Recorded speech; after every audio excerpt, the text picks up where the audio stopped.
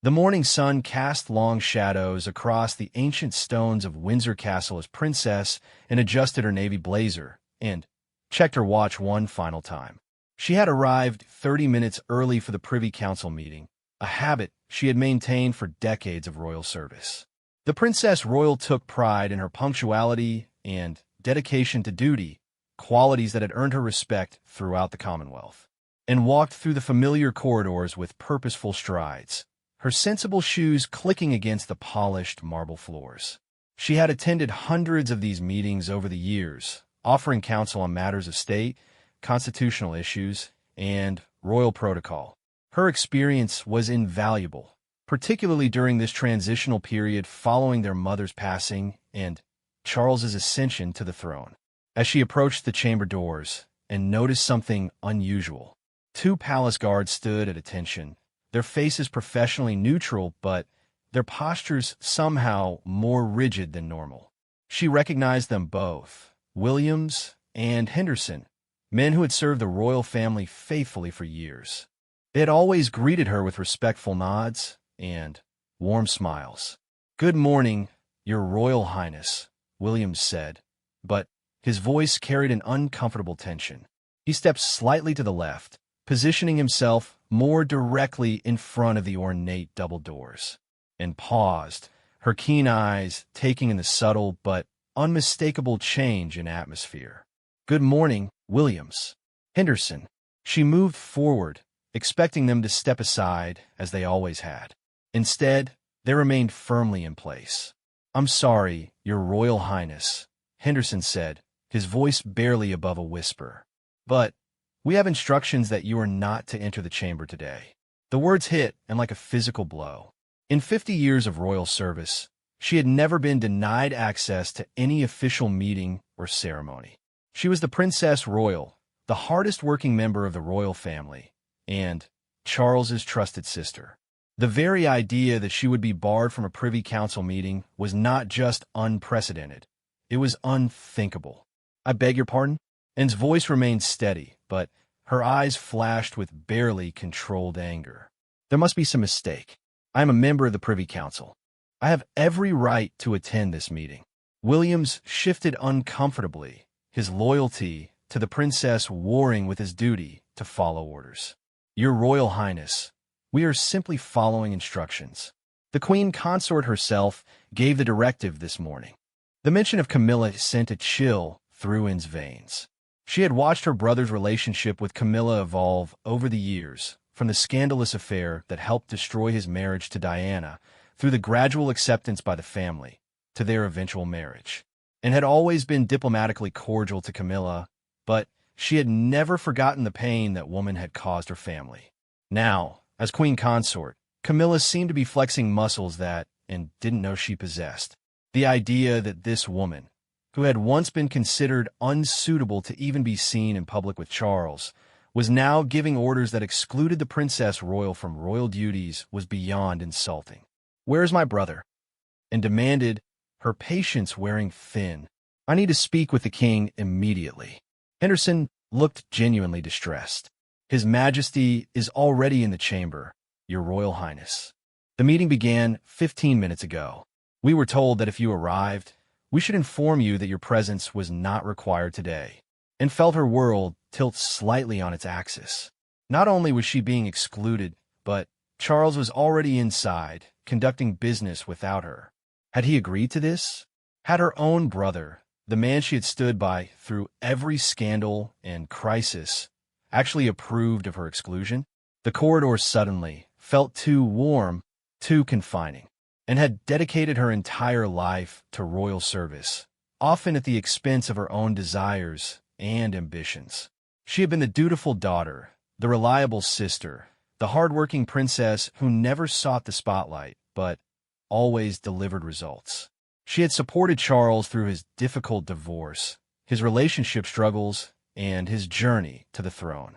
"This is absolutely unacceptable," Anne said, her voice rising slightly. "I demand to know on what grounds I am being excluded from this meeting. What possible justification could there be for preventing the Princess Royal from attending a Privy Council session?" The guards exchanged uncomfortable glances. Williams, the senior of the two, cleared his throat nervously. "Your Royal Highness, we were not given details. We were simply told that new protocols were being implemented regarding meeting attendance, and that today's session would proceed without your participation." New protocols? Anne's mind raced as she processed this information.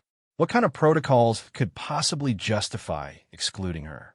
She had been a working member of the royal family longer than Camilla had even been a public figure. She had earned her place through decades of unwavering service, not through marriage to the right person. The sound of muffled voices came from within the chamber, and strained to listen. She could hear Charles's voice, distinctive and familiar, discussing what sounded like arrangements for an upcoming state visit. There were other voices too, senior advisors, government officials, and unmistakably Camilla's voice contributing to the conversation. The realization that Camilla was inside, participating in discussions and was barred from attending, was like salt in an open wound. This woman, who had never been elected to anything, never served the country in any official capacity before her marriage, was now sitting in Anne's place, contributing to decisions that affected the monarchy and the nation. And took a deep breath, drawing on the composure that had served her well through countless public appearances and difficult moments. She would not give these guards the satisfaction of seeing her lose control. She would not provide gossip for the palace staff or ammunition for the press. "Very well," she said with icy dignity. "Please inform His Majesty that I called and was turned away. Make sure he understands that I was here, on time, ready to fulfill my duties as I have done for the past 50 years. She turned on her heel and walked back down the corridor, her head held high despite the turmoil raging inside her. Each step echoed off the stone walls, a lonely sound that seemed to emphasize her sudden isolation within the very institution she had served so faithfully. As she walked, Anne's mind churned with questions and growing anger. How long had this been planned? Had Charles discussed this with Camilla beforehand? Was this the beginning of a systematic effort to marginalize her within the royal family? The thought that her brother might have betrayed her trust so completely was almost too painful to contemplate. She reached her private sitting room and closed the door behind her, finally allowing herself a moment of private anguish. The room, decorated with photographs of her various charitable endeavors and sporting achievements, suddenly felt like a museum of a life that was being quietly erased. And walked to the window and stared out at the gardens where she had played as a child with Charles, Andrew, and Edward. Those simpler times seemed like a lifetime ago, when family loyalty had meant something, when blood had been thicker than politics or personal ambition. The telephone rang, startling her from her reverie. For a moment, she hoped it might be Charles, calling to explain what was surely a terrible misunderstanding. Instead, it was her private secretary calling to confirm her schedule for the rest of the week.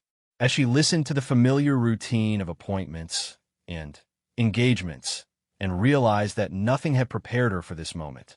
All her years of training in royal protocol, her experience in navigating family politics and public scrutiny had not equipped her for the possibility that she might be slowly pushed aside by the very people she had spent her life supporting.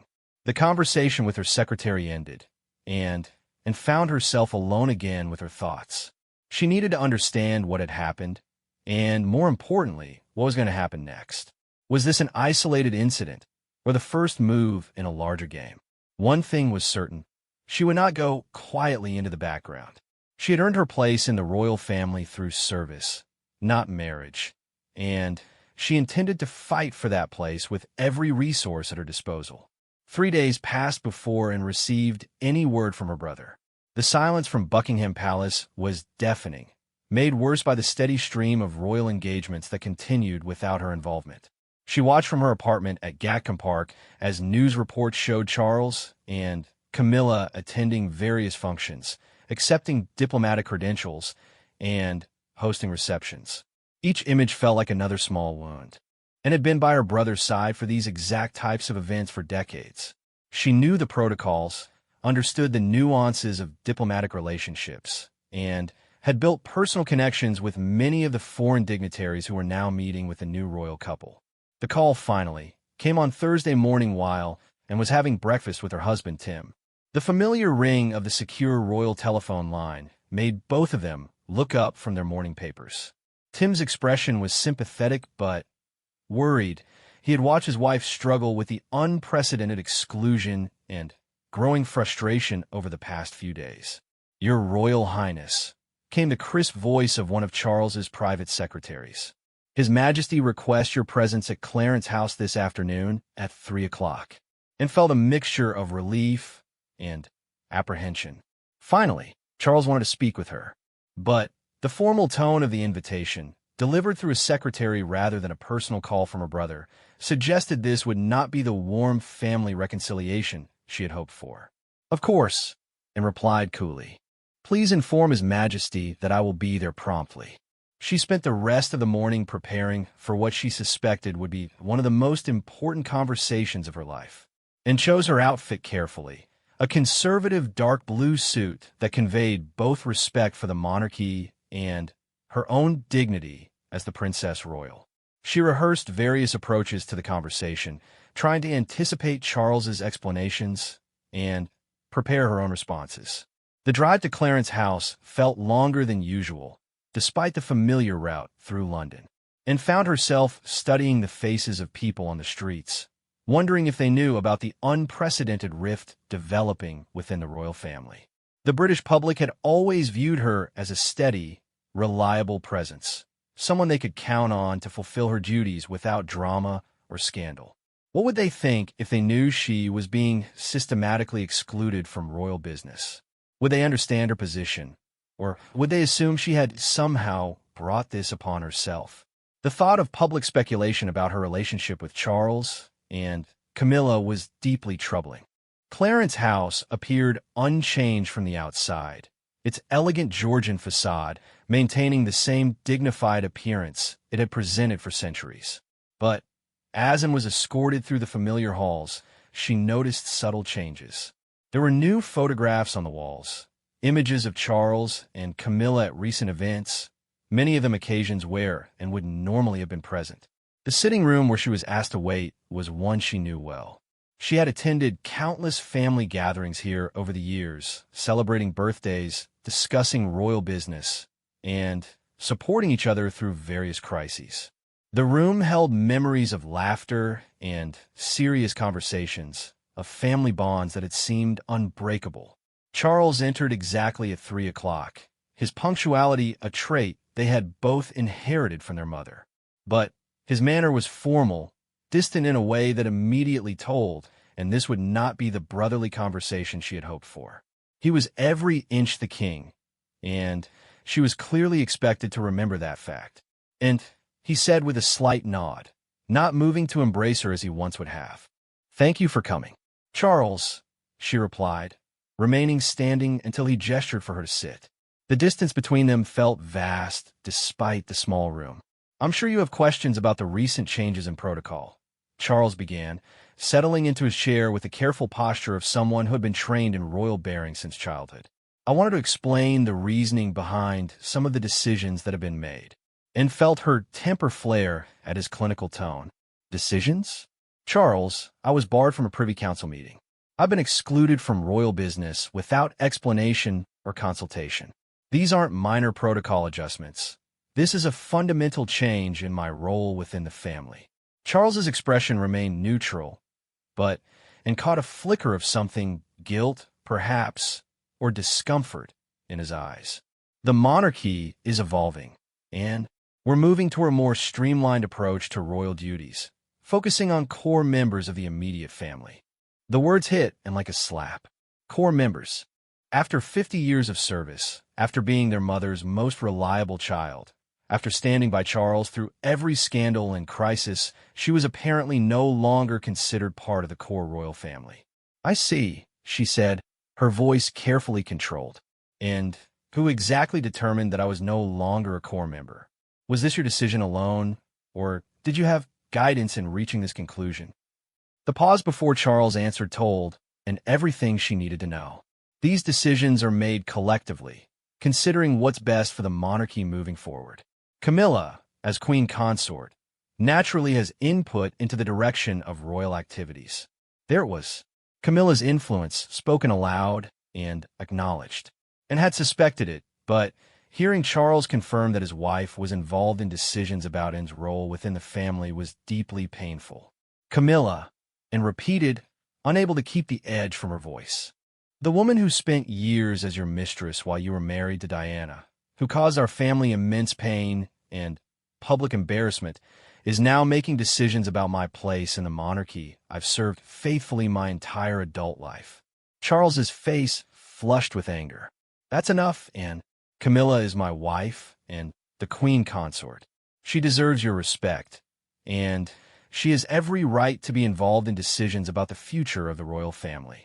And stood up abruptly, her composure finally cracking. Respect? Charles, I've been respectful to that woman for years, despite everything she put this family through. I accepted your marriage, I attended your wedding, I've been cordial and diplomatic in all our interactions. But I will not stand by while she systematically removes me from the work I've devoted my life to. You're being dramatic, Charles said, but his voice lacked conviction. This isn't about removing you. It's about efficiency and focus. The public expects a clear hierarchy, and that means prioritizing the direct line of succession. And laughed bitterly. Efficiency? Charles, I complete more royal engagements in a year than most members of the family combined. I've never caused a scandal, never embarrassed the monarchy, never put my personal desires ahead of duty. If you want to talk about efficiency, perhaps we should discuss how much time and resources have been spent over the years managing the fallout from your relationship with Camilla. The silence that followed was heavy with decades of unspoken tension, and realized she had crossed a line, but she was beyond caring about diplomatic niceties. Her entire world was being restructured without her consent or input, and she deserved to know why. Charles stood slowly, his movements deliberate and controlled. I think this conversation has run its course, and you will always be my sister, and you will always have a place in this family. But the working structure of the monarchy must evolve, and that means some roles will necessarily change. Some roles, and repeated. My role, you mean? Is this happening to Edward as well? To Andrew, despite his problems? Or is it just me who's being pushed aside? Charles didn't answer directly, but his silence was answer enough, and was being specifically targeted for exclusion, and the reason was becoming increasingly clear. Camilla saw her as a threat, someone with more experience, more public respect, and more legitimacy within the royal structure. I see, and said quietly. This is about Camilla's insecurity, isn't it? She can't bear to share the stage with someone who actually earned their place in the royal family. And I won't have you speaking about my wife that way, Charles said sharply. Camilla has worked incredibly hard to earn her place in this family and in the public's affections, and gathered her purse and straightened her jacket, preparing to leave. Has she, Charles? Or has she simply married into a position that others have spent their lives serving? There's a difference between earning respect and acquiring it through marriage. She moved toward the door, then turned back for one final comment. You know, Mother always worried about how the monarchy would survive the transition. She never imagined the biggest threat would come from within the family itself. As Anne walked through the halls of Clarence's house for what she suspected might be the last time, she realized that her relationship with Charles had fundamentally changed. The brother who had once relied on her support and counsel was now choosing his wife's comfort over his sister's decades of loyalty. The drive back to Gatcombe Park passed in a blur of anger and sadness, and knew that this conversation had resolved nothing and had probably made things worse. But she also knew that she could not simply accept being pushed aside without a fight. The real question now was what form that fight would take, and whether she was prepared for the consequences of challenging the new order that Charles and Camilla were creating. The weeks following Anne's confrontation with Charles brought a series of small but significant changes that confirmed her worst fears. Her office received notices about canceled meetings, postponed engagements, and streamlined procedures that somehow always resulted in her exclusion. The royal diary, once filled with her commitments, began to look increasingly sparse. What hurt most was the silence from her other family members. Edward seemed to be avoiding her calls entirely, while Andrew was dealing with his own problems and showed little interest in Anne's situation. She felt increasingly isolated within the very family she had spent her life protecting and serving. The breaking point came during preparations for a major state visit from the President of France. This was exactly the type of event where Anne's experience and diplomatic skills would normally be invaluable. She had hosted numerous French officials over the years and had developed genuine relationships with many key figures in the French government, and learned about the visit not from official palace communications, but from watching the morning news at Gatcombe Park. The announcement showed Charles and Camilla reviewing preparations, with no mention of Anne's involvement whatsoever. It was as if she had been completely erased from royal life. That afternoon, she made a decision that would have far-reaching consequences. Rather than waiting for another humiliating exclusion, and decided to take matters into her own hands. She called her private secretary and instructed her to reach out directly to the French ambassador's office. "I want to arrange a private lunch with Ambassador Du Bois," and said firmly. "Personal invitation, nothing official. We can discuss it as a continuation of our previous conversations about agricultural cooperation between our countries." Her secretary looked concerned. "Your Royal Highness, shouldn't we coordinate this with the palace, given the upcoming state visit?" "No," and said decisively. "This is my personal initiative. The ambassador and I have discussed these issues before, and I see no reason why I can't continue those conversations independently." The lunch was arranged for the following Tuesday at a discreet restaurant in Mayfair, and chose the location carefully, public enough to avoid any suggestion of secretive behavior, but private enough to allow for frank conversation. She had known Ambassador Du Bois for several years, and trusted him to understand the delicate nature of the current situation. Ambassador Du Bois arrived punctually, his demeanor warm but slightly puzzled by the unusual circumstances of the invitation. As they settled into their corner table and could see the questions in his eyes, "Ambassador," and began after they had ordered, "I wanted to speak with you about the upcoming state visit and some concerns I have about the current arrangements." Du Bois leaned forward slightly, his diplomat's instincts immediately alert to the underlying tension in her words. "Of course, Your Royal Highness. How can I be of assistance?" And chose her words carefully. "I'm sure you're aware that there have been some changes in the royal household recently. I wanted to ensure that these changes don't negatively impact the strong relationships we've built between our countries over the years." The ambassador's expression became more serious. "I must admit, Your Royal Highness, that we have noticed some adjustments in the usual protocols. Your absence from recent preliminary meetings was noted by my government. This confirmation that her exclusion had been noticed internationally was both validating and deeply troubling, and had suspected that foreign diplomats would pick up on the changes, but hearing it confirmed made the situation feel even more serious. I appreciate your discretion in mentioning that," and said, "My concern is that important relationships and ongoing initiatives might be overlooked during this transition period. I've been working with your agricultural ministry on several cooperative programs that I believe would benefit both our nations." What and did not realize was that their conversation was being observed. At a table across the restaurant, partially hidden behind a large menu, sat one of Camilla's senior staff members. The woman had been tasked with keeping track of Anne's activities, a duty that made her deeply uncomfortable, but one she could not refuse without risking her own position. The staff member watched as the ambassador engaged in what appeared to be a serious and detailed conversation. She took note of the papers that changed hands, the length of the meeting, and the warm farewell between the two. Within hours, a detailed report of the lunch was on Camilla's desk.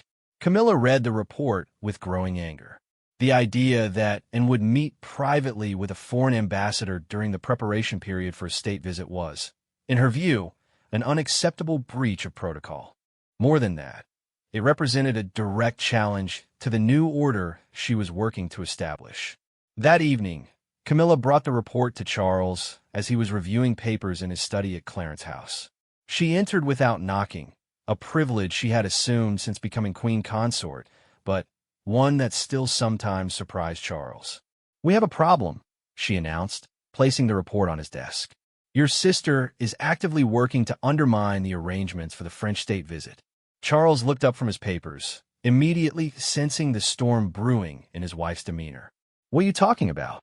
"And had lunch today with the French ambassador. A private, undisclosed meeting during which they discussed agricultural cooperation and other matters that are directly relevant to next week's visit. She's essentially conducting her own foreign policy." Charles picked up the report and read it quickly, his expression growing more troubled with each paragraph. "This is concerning," he admitted, "but has had ongoing relationships with many foreign officials. Perhaps this was simply a continuation of previous discussions." Camilla's voice rose slightly, though she kept it controlled. "Charles, this isn't about maintaining relationships. This is about your sister refusing to accept that things have changed. She's operating as if she still has the authority to conduct independent diplomatic discussions." The accusation stung because they contained elements of truth, and was indeed operating with a level of independence that didn't align with the new structure Camilla was trying to implement. But Charles also knew that Anne's diplomatic experience was genuine and valuable. "What do you want me to do?" Charles asked, though he suspected he already knew the answer. "This behavior cannot continue," Camilla said firmly, "and needs to understand that there are consequences for ignoring proper protocols. If she wants to remain involved in royal activities, she needs to accept the new hierarchy." Charles felt trapped between loyalty to his sister and loyalty to his wife, and had been his trusted advisor and supporter for decades, but Camilla was his queen consort and the mother of his stepchildren. The political dynamics within the royal family had become impossibly complex. "I'll speak with her," Charles said finally. "But, Camilla, we need to be careful about how we handle this. And has enormous public support, and any perceived unfair treatment could create serious problems for the monarchy." Camilla's expression softened slightly, but her resolve remained firm. "I understand the delicacy of the situation, but, Charles, if we allow and to operate independently like this, it undermines everything we're trying to accomplish. We cannot have competing centers of power within the royal family." The conversation was interrupted by a knock on the door. Charles's private secretary entered with an apologetic expression. "Your Majesty, I'm sorry to disturb you, but there's been a development regarding tomorrow's meeting with the Commonwealth representatives." "What kind of development?" Charles asked. The secretary looked uncomfortable. "Several of the representatives have specifically requested that Princess and be included in the discussions. They've indicated that her insights on agricultural and rural development issues would be particularly valuable for their upcoming initiatives." The request created an immediate dilemma. Excluding Anne from a meeting where she had been specifically requested would be diplomatically awkward and potentially damaging to relationships with Commonwealth nations. But including her would contradict the new protocols that Camilla was working to establish. Charles looked at his wife, seeing the frustration and calculation in her eyes.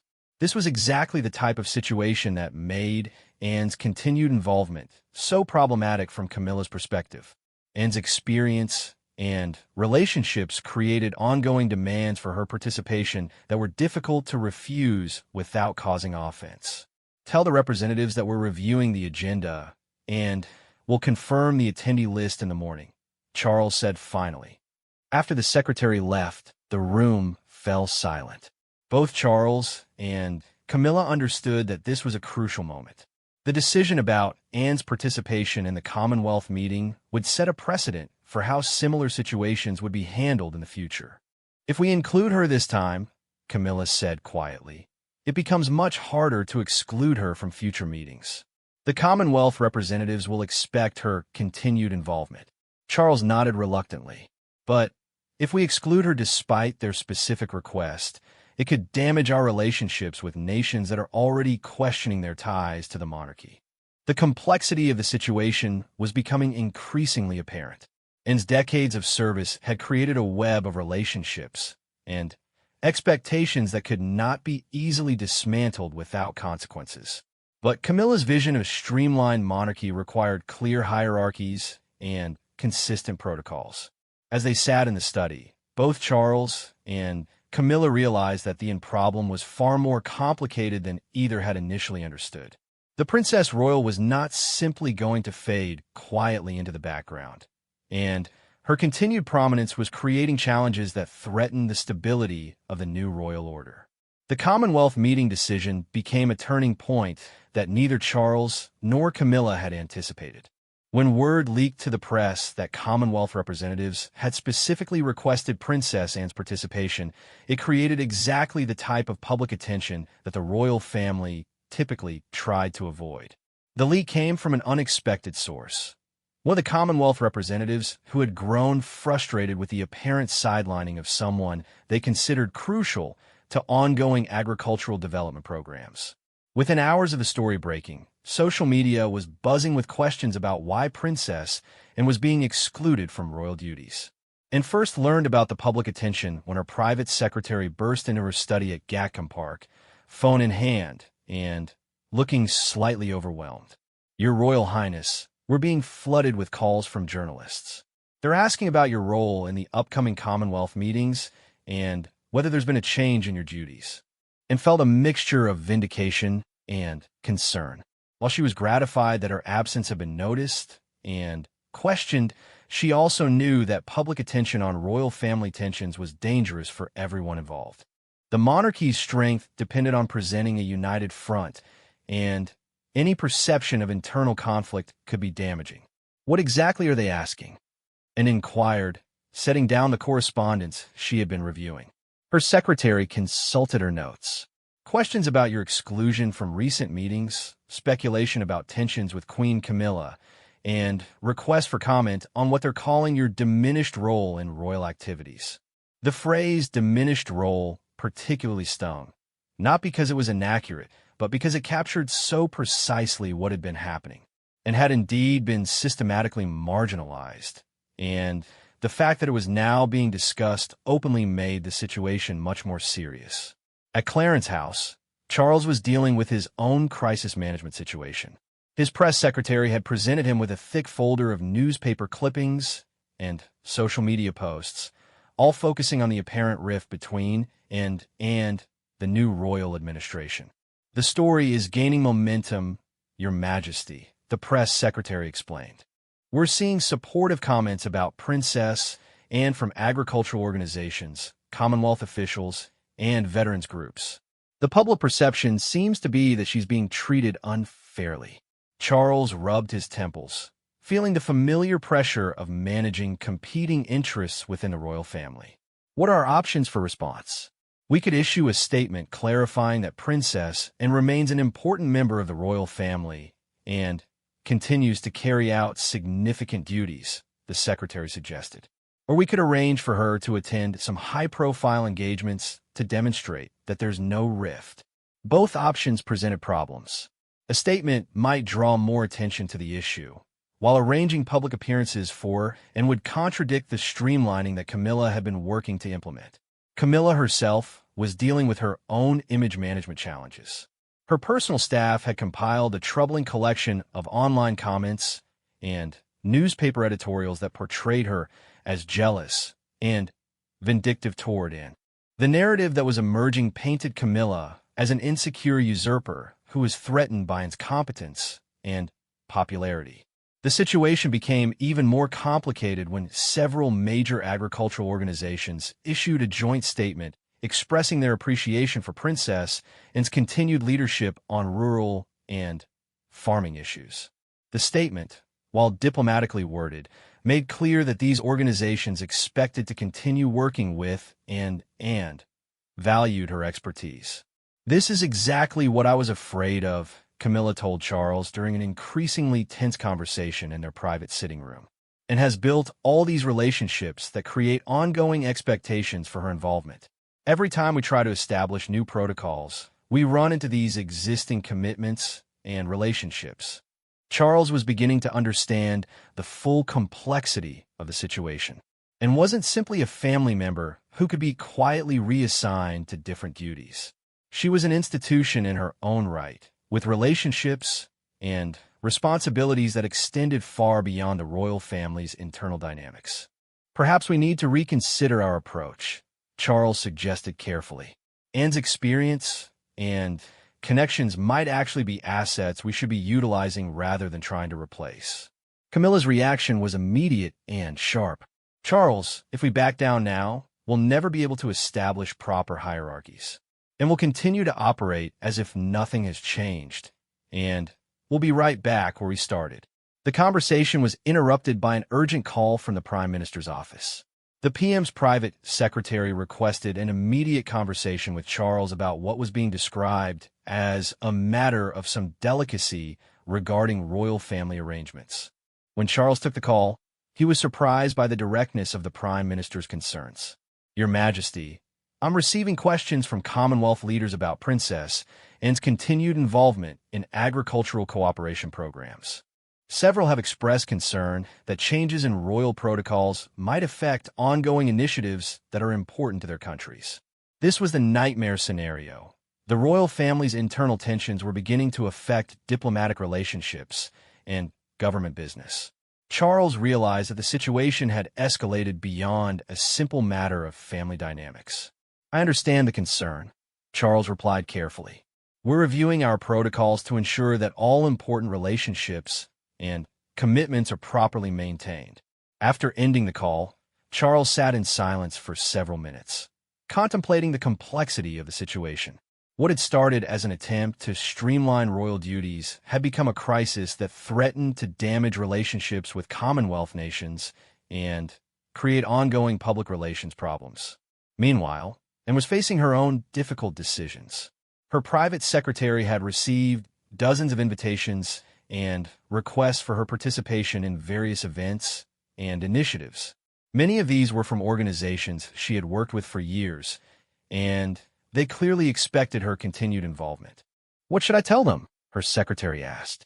Some of these are high-profile events that would generate significant media attention if you attend or if you decline. And understood the implications. Accepting the invitations would be seen as defying the new royal protocols, but declining them would disappoint organizations and people she cared about. Either choice carried risks. That evening, Anne made a decision that would force the situation to a head. She instructed her secretary to accept 3 specific invitations: a major agricultural conference where she was scheduled to give the keynote address, a Commonwealth Youth Development Forum, and a veterans charity event that she had supported for over 20 years. Are you sure about this approach, Your Royal Highness? Her secretary asked gently. These are all very public events that will generate substantial media coverage.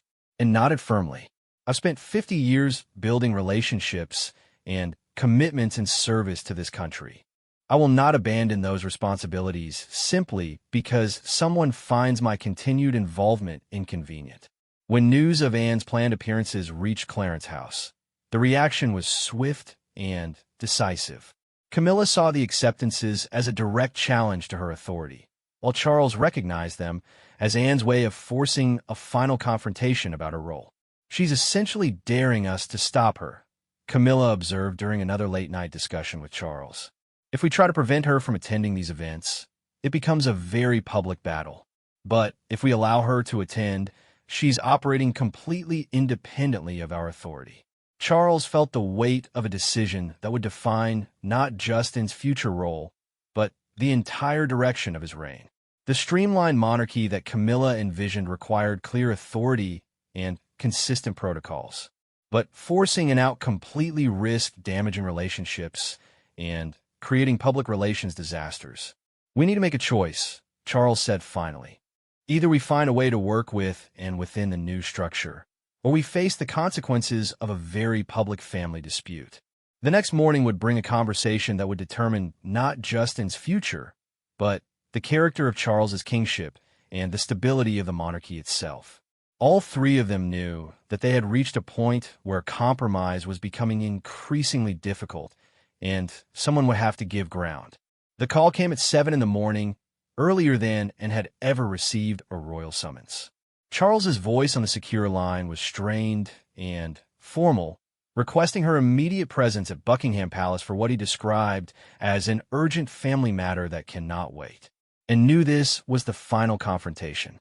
The events of the past weeks had built to this moment, and she suspected that Charles had finally been forced to choose between his wife's demands and his sister's continued role in the monarchy.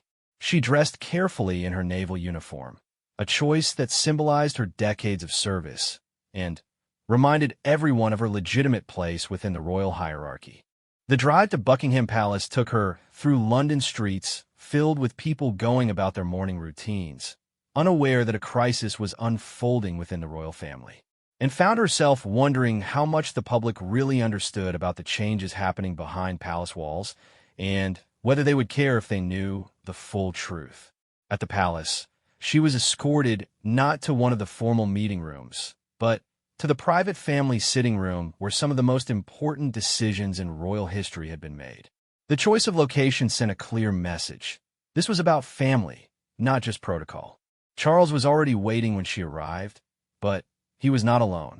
Camilla sat beside him, her expression carefully neutral but her presence clearly deliberate, and had expected this confrontation to involve her brother's wife. But seeing Camilla positioned as an equal participant in the family discussion was still jarring.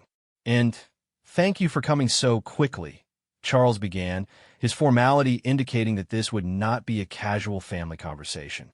"Recent events have made it necessary for us to have a frank discussion about your role going forward," and remained standing, unwilling to sit, and appeared to accept a subordinate position in what was clearly intended as a disciplinary meeting. "I'm listening." Camilla leaned forward slightly, taking the initiative in a way that would have been unthinkable just months earlier. "And I think we all need to acknowledge that the current situation is unsustainable. Your independent activities are creating confusion about royal protocols and undermining the consistency we're trying to establish." The directness of Camilla's statement was stunning. For years, any criticism of Anne's activities would have been delivered diplomatically, with acknowledgement of her service and contribution. Now, Camilla was speaking to her as if she were a staff member who had overstepped her authority. "My independent activities?" And repeated, her voice dangerously quiet. "Are you referring to my 50 years of service to this country, or to the specific commitments I've made to organizations that depend on royal patronage?" Charles intervened before the exchange could escalate further. "And no one is questioning your service or your commitment. But the monarchy is evolving, and we need to ensure that everyone understands their role within the new structure." And finally, sat down, not out of submission, but because she realized this conversation would require more time than she had anticipated. "Charles, let me be very clear about what I think is happening here. You've allowed your wife to convince you that my continued involvement in royal duties somehow threatens her position or your authority. Is that an accurate assessment?" The bluntness of her question created an uncomfortable silence. Charles looked at Camilla, then back at his sister, clearly struggling with how to respond honestly without causing irreparable damage to family relationships. "It's more complex than that," he said finally.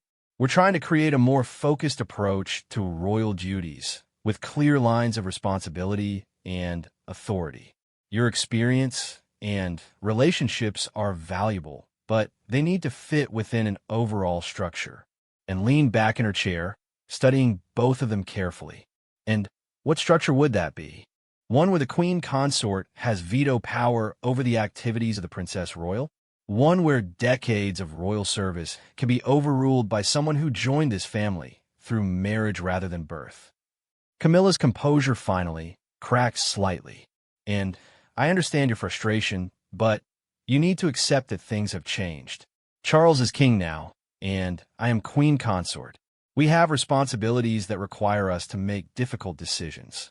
Responsibilities, and said, her voice growing colder. "Tell me, Camilla, What exactly are your qualifications for making decisions about royal protocols? What experience do you have with the constitutional requirements of the monarchy? What understanding do you have of the relationships I've built over 5 decades of service? Charles stood up abruptly, clearly uncomfortable with the direction of the conversation. That's enough. And you're being disrespectful to my wife, and I won't tolerate it. And stood as well, facing her brother directly. Disrespectful? Charles, I've been nothing but respectful to Camilla for years, despite what she put this family through. But I will not pretend that her marriage to you automatically qualifies her to make decisions about my life's work. The confrontation had reached a level of honesty that was unprecedented in their relationship. For the first time, all the unspoken tensions and resentments were being aired directly, without the diplomatic language that usually characterized royal family discussions. "What do you want from me?" and asked, her voice now showing the strain of weeks of uncertainty and frustration. "Do you want me to retire from royal duties entirely? Do you want me to ask Camilla's permission before accepting any invitations? Do you want me to pretend that my decades of experience are irrelevant?" Charles and Camilla exchanged glances and realized that they had indeed discussed specific restrictions on her activities. The recognition that they had been planning limitations on her role without consulting her was deeply hurtful. "We want you to work with us," Charles said carefully, "to coordinate your activities with the overall royal calendar and priorities, to accept that there's a hierarchy within the family that needs to be respected," and laughed bitterly. "A hierarchy? Charles, I outrank everyone in this room except you. I've been serving this monarchy since before Camilla was even a public figure. What hierarchy exactly are you referring to?" Camilla's voice was now edged with anger. "The hierarchy of a king and queen consort making decisions about the direction of the monarchy. And you can either work within that structure, or you can continue to create problems that hurt all of us." The ultimatum was now explicit, and could submit to Camilla's authority or face the consequences of continued conflict. The choice was stark, and for someone who had dedicated her life to royal service, deeply painful, and walked to the window and looked out at the palace gardens where she had played as a child. The weight of the decision was enormous, not just for her personal future, but for the precedent it would set about how the monarchy would operate under Charles's reign. When she turned back to face them, her decision was clear in her expression. "I need time to consider my options. This conversation has made it clear that you've already decided how you want to proceed, and my input is not really being sought." And Charles began, but she held up her hand to stop him. "No, Charles, this is not a discussion. It's an ultimatum. You're asking me to choose between my dignity and my royal duties. That's not a choice I can make quickly or lightly." As she prepared to leave and delivered what she knew might be her final statement as an active member of the royal family. "I've served this monarchy faithfully for 50 years through scandals and crises that threatened its very existence. I've never asked for special treatment or recognition. I've simply done my duty. If that's no longer enough, then perhaps it's time for me to reconsider what duty means." The drive back to Gatcombe Park was the longest of Anne's life. She knew that her relationship with Charles might never recover from this confrontation, and that her role in the monarchy, the work that had defined her entire adult life, was effectively over. But she also knew that she had spoken truthfully about her service and her worth.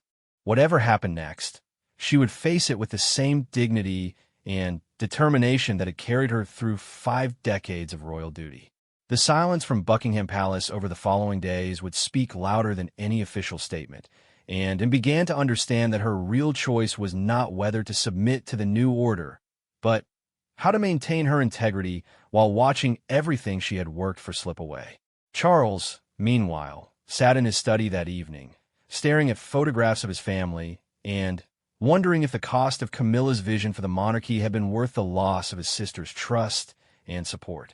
The crown felt heavier than ever, burdened not just with constitutional responsibility, but with the weight of choices that might have been made differently, if only he had understood their true consequences in time.